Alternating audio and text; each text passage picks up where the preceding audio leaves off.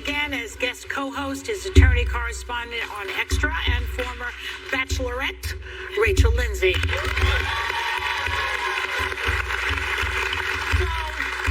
Some news broke yesterday that Alec Baldwin will be charged with involuntary manslaughter in the shooting death of cinematographer Helena Hutchins. It happened on the set of the movie he starred in and produced called Rust. Baldwin has been adamant that it wasn't his fault from the start. Here's what he told George Stephanopoulos a few weeks ago after the shooting and what the DA filing charges said about it yesterday. Watch. Well, the trigger wasn't pulled. I didn't pull the trigger. You never pulled the trigger? No. I would never point a gun at anyone and pull a trigger at them. Never. That was the training that I had. You don't point a gun at me and pull the trigger at them. Every person that handles a gun has a duty to make sure that if they are going to handle that gun, point it at someone and pull the trigger, that it is not going to fire a projectile and kill someone. He was the actor that pulled the trigger, so certainly he's charged as an actor. But also as a producer, he also had a duty to make sure that the set was safe. Alec is facing up to 5 years in prison, and yesterday his lawyer said, quote, he relied on the professionals with whom he worked, who assured him that the gun did not have live rounds. So, do you agree with that? I have to say, before I even throw it out there, that there were 4 other producers on the show who have not been charged on the movie. Why? That's one question I have. He was a producer of Story Credit, so he had creative involvement, not exactly the job of somebody who would have to check the gun. That's the job of other people. And, you know, as a person who's been in a couple of movies, all you're thinking of is your part when you're an actor. You're not worried. I was not worried that my brasier's going to fall off me or whatever. Somebody else has to worry about that. You're interested in your lines and your character and where am I now and where was I 2 minutes ago. That's it. So I don't really understand what this is about. I actually strongly agree with the charges, and I have you disagree with what I disagree with you respectfully. In the state of New Mexico, involuntary manslaughter means unintentionally killing someone by being negligent. So negligence alone is the standard that you have to meet, and there are incredible processes in place. Guns are used, firearms are used in movies every day, and there are processes and steps taken. So the prosecutors in this case actually consulted some A-list actors to talk about how they go about handling guns on sets so that something like this doesn't happen. And every one of them said that before they use the firearm, they either double check it themselves or have the expert in charge of the armor show them that it's not loaded and that it's able for use. So there were a bunch of steps of negligence along the way. And I do think as the actor who pulled the trigger, he does bear some responsibility. It's a tragedy. I don't relish this in any way, but I do think he bears responsibility. The armor does, and the others who were charged in this. Why are the other 4 producers off the hook, though? Do you know? Well, and also I would say I'm not sure that they should be. It seems like there was a lot of safety recklessness on this set. There were live rounds co-located with fake ammunition. It looks like they were cost-saving measures, and they just were trying to do this low budget. Something like this hasn't happened since I believe 1993 on the set of the movie Crow, which is a cult classic. I loved the movie. Brandon Lee was tragically killed. Yeah. There's a reason that for 30 years, something like this really hasn't happened because there are processes in place and they fell apart at every step. Look, I've hated the story from day one. I think it's the thing that we need to focus on is that Helene Hutchins lost her life, and there needs to be some accountability for that. Andros Hutchins, 9-year-old boy, is motherless. Her husband lost his wife. This has been a family tragedy. I think it's also been a tragedy for everybody who worked in the movie, including Alec Baldwin. His career, if it ever comes back, will never be the same again, and this will be on his obituary. But I hate all of this she said, he said going on TV. Just try the case already. Try the case and do it in a court of law and let a jury decide. I don't think it's, I don't like all of this getting into the weeds and analyzing this because we don't know what we don't know. But Anna, I agree with everything that you're saying about the family, but does it change your opinion that the family agrees that charges should be filed? They said that they did their own independent investigation and they support charges, and believe that they are warranted in this incident. So I think we should take into consideration exactly how the family feels. But I also think that this is a high-profile case, and the DA wouldn't file these charges unless they actually thought that they could win. And I do agree that there's a lot of he said, she said, and I think that both the DA much, and I also think that Alec Baldwin is talking a little too much, and I think that they are privy to way more evidence than we are, and that's going to be flushed out in a court of law. Yeah, we're gonna have gavel to gavel coverage of this on every channel, and so we're gonna be talking about this for a long time. Well, I think like everyone feels here that Helena Hutchinson's family, it's a life lost way too Of soon. course, that Personally, goes it's without all, yeah. saying. I just feel the need to say that because when Right. people don't hear you say it, they're like, oh, so you're concerned with the case, but not the life lost. First No. and foremost, that's a tragedy. Of course. There are no happy endings to this, and I also my heart does go out to Alec Baldwin and his wife Hilaria because they have 8 kids right now at home. I know when this happened, watching the coverage of it, he lives with this every day, and that is, I cannot imagine the burden of knowing you were part of this in any capacity. But the part that frustrates me as a viewer watching this all play out is the armorist, because this was someone that when you read up on the story, she was young, maybe a little underqualified, got the job because her family had been in the business and they kind of passed it off.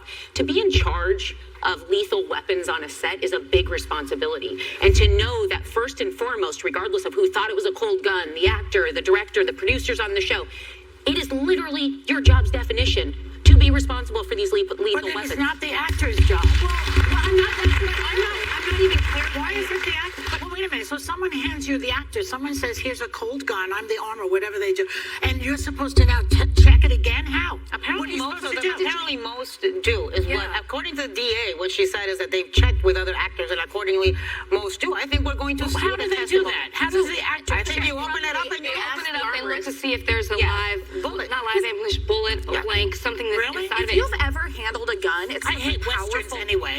It's such a powerful weapon. There's that kind of moment. I've held a gun many times that you think this is so powerful. So the idea that you wouldn't take that final step from the DA's account says someone got a loaded gun into the hand of Alec Baldwin. He didn't check it. He didn't do any of the things he was supposed to make sure that he was safe or that anyone around him was safe. And then he pointed it and he pulled the trigger. He said he But didn't the pull the AD, trigger. yeah, but the AD, there's there's a- also the one that got the plea deal, which also bothers Yeah, me a that little bit. bothers me. He grabbed the gun and said it's a cold gun and handed it to that's Alec Baldwin, but Yeah. he plead out on this, and nobody seems to be recognizing that the armorist sitting in it's her own audio is in a video saying, "Oh my gosh, I'm one of the only female armorers in the game, and I just bleeped up my whole entire career." Meanwhile, someone just died.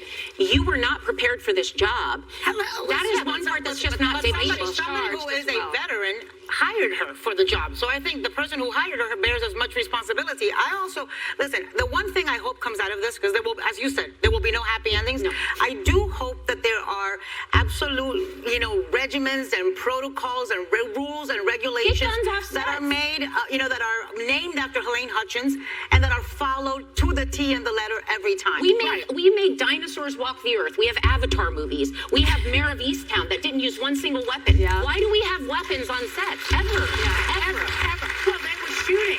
The crew was doing some kind of live ammunition on the set. Yeah, and they were using a real gun for real scenes. They need to get the weapons off the set. The DA who is indicting him, or whatever the legal term is right now, she's a big Republican. I'm only saying this because Alec Baldwin is a target for Republicans. They cannot stand him.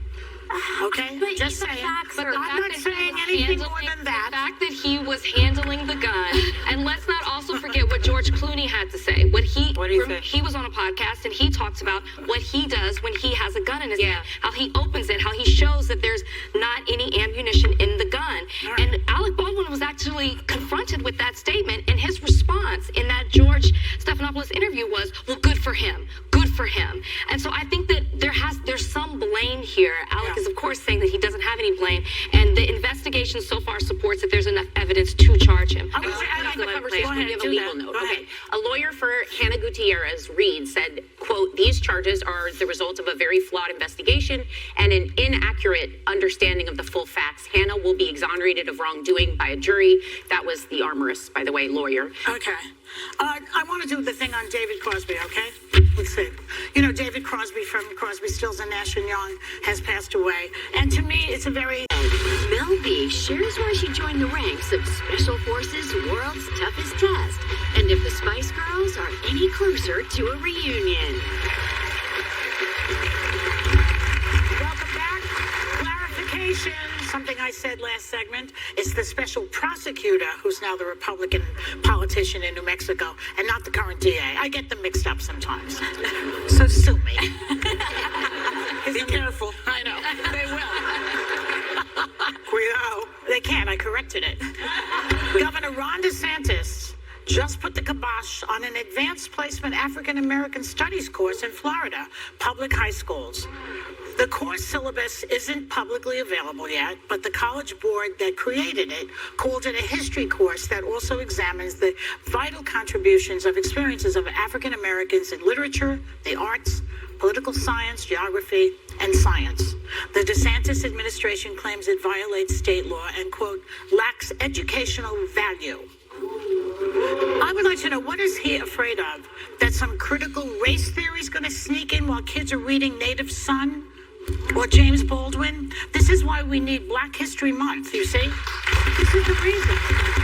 People like that who would like to obliterate an entire culture's contribution to the United States I of don't America. think he's afraid of anything. I think this is an apparent and transparent appeal to the Republican base. I think he wants to run for president. He wants to be the Republican nominee. And he thinks the way to do that is by becoming Governor Grievance.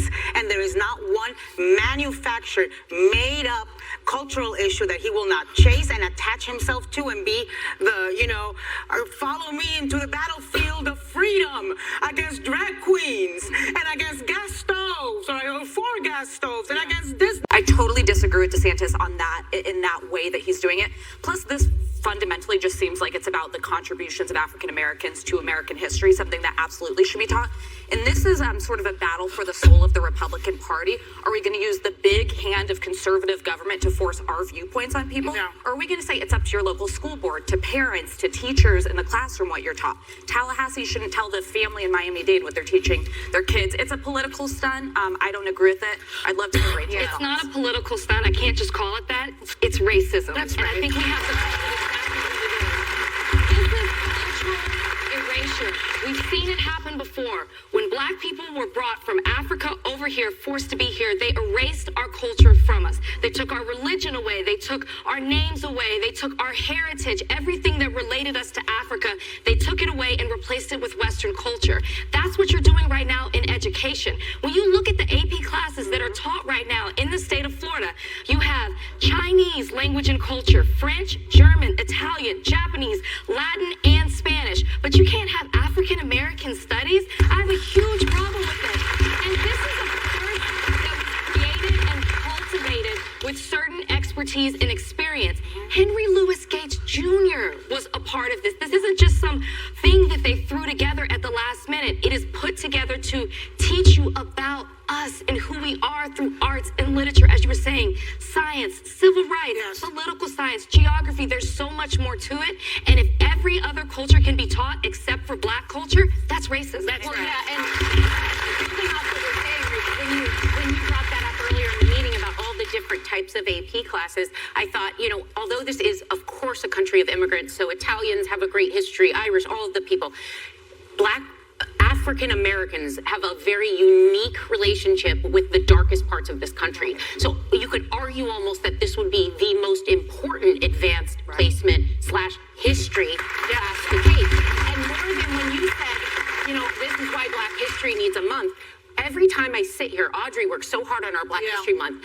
It is literally a revelation of hidden figures. That's right. Every day we reveal someone who never got credit. Someone else took credit for something they did. So we don't just need a month. We need to make our history books include Black people to literally to the ratio in which they participated. When I was younger, we never learned. We had a chapter on slavery. Now, didn't know about Tulsa. Didn't know about Juneteenth. Didn't know about anything.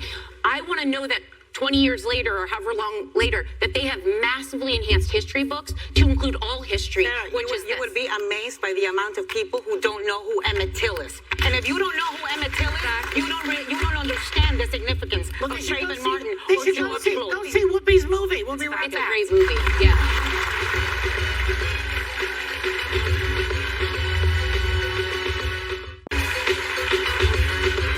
Welcome back. Because we have Alyssa here who used to work for Trump, I want to ask you something.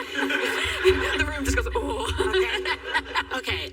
one of your old co-workers, Mike Pompeo, remember him? Mm-hmm. Okay, he just wrote a memoir where he claims that when Trump was running for re-election in 2020, Jared and Ivanka had a plan to get rid of Vice President Mike Pence and replace him with Nikki Haley. Now, Haley denies this, but did you ever hear the idea being floated around in the White House? Yes, and I've never shared this before, honestly, out of deference to Mike Pence, who I worked for several years. Would have been probably June of 2020. I was in the president's private dining room off of the Oval Office, and I popped in to read him the headlines. And he's on the phone with someone, I can't recall who, mutes it, which he often did, and said, "Hey, what do you think if we replaced Pence with Mike with Nikki Haley?" And I Who said that? Donald Trump Okay, did, to be directly clear. to me. And I just said, I paused and I said, "Sir, I think it would signal chaos and we should kind of stay the course with the ticket as we have it." But this is something he was actively considering that late on. And then once brought up again, I would guess it was August in a bigger setting. He said it in front of everyone. I think he saw his poll numbers at the time. I think he knew she was, a young, energetic woman of color, and that might have been helpful. But I think extremely highly of Nikki Haley, but it just goes to show the chaos and the lack of loyalty. If she ran with him in 2024, would you still think very highly of her? No. I wouldn't think highly of anyone who does anything with Donald Trump. Just to be clear. The problem, Nikki Haley was incredibly respected. I would say in a bipartisan way. She worked bipartisanly. She did things in South Carolina like remove the Confederate flag and really earned herself some bipartisan points.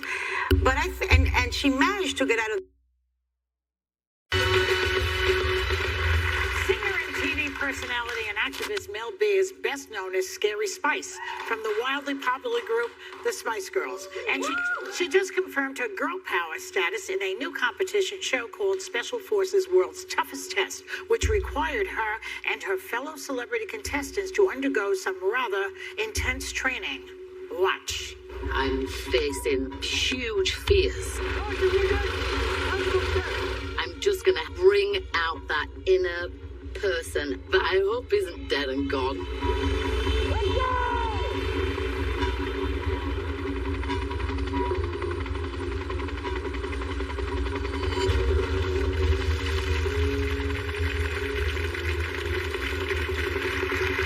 Oh my God, I'm dizzy just watching that. Wow. So please welcome Mel B.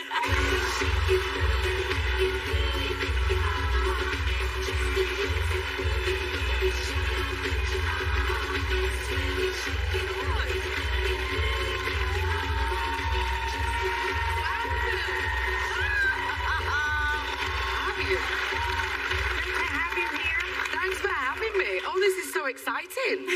That looks really scary. What to me. does?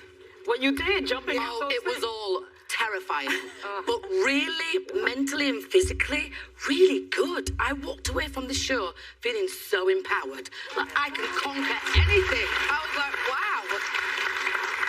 Even though I think I'd still rather jump out of a helicopter than do Naked and Afraid. Never. So Mel, you came up during Hot Topics a few months back. We were talking about an interview in which Emma Bunton, also known as Baby Spice. Yeah. She said that of all the Spice Girls, you're the worst one to keep it a secret. Now you can. Here's your chance. Just defend because yourself. I'm very outspoken doesn't mean to say I can't keep a secret. I'm actually the best one out of the whole entire group because I will take things to my grave. If my girlfriend says to me, you know what, or any of my friends, don't tell a soul, then I won't tell a soul. So this is a false accusation. Yeah, because it's probably Baby Spice is the one. You're the one, Baby Spice, that can't keep a secret. Let me tell you that right now. Outing me like that, throwing me to the wolves. Jesus. I agree with you. Everybody that says that you can't keep a secret, it's them that can't keep it. Exactly. But Exactly. that's a secret that they told, that you can't keep I'm a going to secret. text her as soon as I get off the show. I swear to gosh. Anna, your question? You walked out to the song Who Do You Think You Are by the Spice Girls. Yeah. And you released that song in 1997. Oh my God, were you guys even born? Why are you saying that? I feel so old now. You know how old I feel? My kids say to me, "Oh, actually, Spice Girls have come back around in like common now because you're vintage." I'm like, Okay. That feels very aggressive. Okay. Wow. So you got my three vintage. daughters, right? I have three: a 23-year-old, a 15-year-old, and an 11-year-old. So I've got them on all levels. Oh yeah. And that's one of the reasons why I wanted to do Special Forces, just to show to my kids that I'm still that badass. You are. And that clip we saw of you falling out of the helicopter on purpose. I mean, yeah. But this is we named it in the intro, but Special Forces World's Toughest Test. You were with a great cast of people. Oh my gosh, including yeah. Jamie Lynn Spears, Dwight Howard, Anthony Scaramucci, Dr. Drew. just to name a few. And it's really intense. And Did the moose jump out of the plane too? Yeah, but I don't think he landed very well. that's why he's not with us today. It's like symbolic of his career. But Oh, you're gosh. the epitome of all of the Spice Girls. You guys epitomize kind of girl power. So we, as fans, nobody needed you to do this, but you had a very personal reason for wanting to do this. I had to do this show because, unfortunately, I had a very abusive 10-year marriage, and I'm about 5 years out of that. So when you've been through something like that, you walk out of it feeling so broken and feeling so worthless. You're riddled with shame and with guilt because abuse happens to a lot of people. It's an epidemic. I mean, sitting here right now, I bet you've either been through abuse or you know somebody that's been through it, whether it be a neighbour or a family member, and we don't talk about it enough. And I actually wrote a book called Brutally Honest that I released in 2015, and nobody wanted to publish it because it was like, well, we don't really talk about that stuff. I'm like, why are we not talking about it? Because it happens everywhere. And if we stand strong together and face it head on with support, the right support, then we can somewhat get it out in the open, because it shouldn't be happening. Well, and it really should not continues be to happening. happen more when we allow it to be silent. Yeah, The exactly. importance of speaking So about it. for me doing this show, I just wanted to see how far along I'd gone in my healing process, because it's going to be, a long journey. I'm always going to have the PTSD, the flashbacks. So by me choosing to put myself on a show where you are yelled at, you're hooded, you're strangled, you have to go into battle, it was everything. That was a trigger for me. And I just thought, you know what? This is my choice to do this show. I want to do it for myself. I want to tap into that inner strength that I thought I still had before my abuse even happened, and see if that person's still there. Because, only you can stop the abuse happening to yourself again in your head once you've left. Yeah. You know what I mean? So it was really important for me to kind of regain my power, take my power back, and talk about it on lovely shows like this show. Well, I have to make a quick legal note. Mel B's ex-husband has denied these allegations. For legal reasons, we need to say that. But, as if an abuser is going to go, yes, I abuse. Correct. Come on. but you did make the decision to leave the show early. So did you It get wasn't what- early. It wasn't? Listen, to me, it felt like a lifetime. Because the moment you step into that world, you've got no phone, no hair and makeup, you've just got a number, you're not even a name. You're not called Melanie, you're called number 9, I was called. You've got uniform, you're told what to do, what to wear, when to wake up, when to sleep. It is draining and triggering. So 3-4 days of that, and you don't sleep because you're woken up at 4 a.m. to go and do some drills, which we did, and I dislocated my knee, slammed it back in and kept on running. I was G.I. Jane at that moment. It hurt afterwards. All right, enough of that then. Don't do it anymore. No, but I loved it. It was empowering. You would be surprised how far you can actually mentally go. Yeah. And that was a real test for me. I love that you're still carrying the girl power legacy. I was the biggest I always Spice Girls will do. fan. Oh my gosh, I grew up dressing up as sporty Spice, but my older sister dressed up as you. You were her absolute favorite. We loved you. But I just want to get back to the advocacy work you've done with your book and talking about your struggle, having been in an abusive relationship. You received an MBE award from Prince I William. know, I was really shocked, because MBE, when you get this medal, you're part of the British Empire, which is like, I was like, are you sure they were meant to send that to me? Have they got the right person? Well, you are part of the British Empire, and you're kind of given so much respect on the stuff that you've done. So I thought it would be for Spice Girl awareness to domestic violence, changing some laws. And Victoria actually made that dress for me, and she dressed my mum. And as William was putting the medal on my chest, my Douglas, what do you call it? Douglas? I looked down, and Victoria had put a slit right there, and I'm thinking, oh my God, he's looking right there, and I'm thinking, just keep smiling. Keep smiling. But it was such an honour, and I would have been part of the Queen's last red box that she signed. Yeah, so it's very sentimental for me. Well, you have such a huge fan base, and you know that from the standing ovation that you got when you walked in here. Beautiful, can I just say? And so are you. I didn't wake up like this. Neither did I. I have been a fan from day one. Yes, I was around in 1997. I was a huge fan. I would always dress up as you. I can remember when the first song came out, and not only were you super talented, you were just so cool. Yeah. There's like a cool factor about you. Yes, take it, receive it. I'm not good at saying Now this is where I need you to not keep a secret, because my favorite rumors are the ones that are always flying around that there's going to be a possible reunion. Oh, there is. Okay, any updates? Any updates? I'm always saying it's going to happen, but because COVID happened, everything kind of got put on the back foot. Right. Okay. So all 5 of us are speaking. We're going to be announcing something really soon. But I can't say anything right now. Exactly. Thank you. I saw you guys all on a video. It's one of the weddings, and you were all singing, and it was marvelous. Was it like a couple months ago? Oh no, that was Jerry's 50th. Okay, that was marvelous. I didn't go to that because Jerry kept on moving the date. But because the Queen died, so she had to move everything. I was like, I'm working. So I sent her a video, but nobody really believes that she's 50. I don't believe it. No one believes. She's 75. Just saying, putting it out there. Thrilled to hear that. But let's hear it for girl power, okay? Yeah. Thanks to Mel. Special Forces World's Toughest Tests. There's Wednesday night. Check your local listings. We'll be right back. Thank you.